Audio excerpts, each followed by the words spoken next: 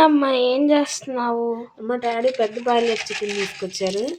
అది కర్రీ వండామంటే ముందర ఉడకేస్తున్నాను. దానిలో ఉప్పు, పసుపు, కొంచెం శనగ నూనె వేసి విజిల్ పెట్టి 3 విజిల్స్ రానిద్దామమ్మా.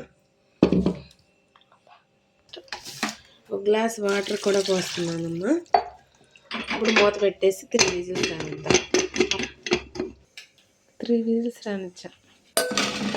గ్యాస్ ఆన్ చేసుకుని ఆయిల్ వేస్తున్నానండి.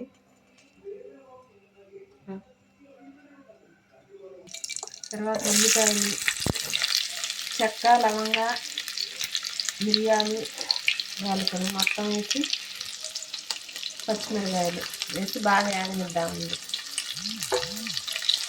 కొంచెం పసుపు, అల్లం వెల్లుల్లి పేస్ట్, కుక్కర్ మూసి ఇప్పుడు అల్లం వెల్లుల్లి పేస్ట్, ఉల్లిపాయలు అన్నీ మగ్గేసి ఇప్పుడు మనం ఉడకబెట్టుకున్న పెద్ద బాయిలర్ చికెన్ వేసుకున్నాం. చికెన్ వేసుకున్నాం కదండి, బాగా తిప్పుకున్నాం. ఆ వాటర్ కారం వేసి పోద్దాము. ఆ వాటర్ వల్లనే కూర బాగా టేస్ట్ వచ్చింది.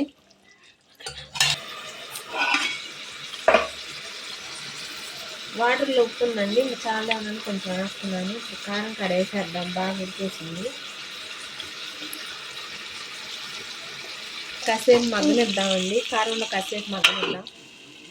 బాగా మగ్గిందండి. ఇప్పుడు కారంలో బాగా మగ్గేసింది.